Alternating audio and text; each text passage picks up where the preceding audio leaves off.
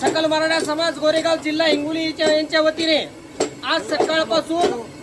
जवळपास 25 क्विंटलच्या पुऱ्या तयार केल्याच्या नंतर सुद्धा उद्या सकाळी गोरेगाव इथून जिल्हा हिंगोली या ठिकाणी मुंबईसाठी आपल्या मराठा बांधवांसाठी त्या ठिकाणी जेवणाची व्यवस्था म्हणून 25 क्विंटल पुरी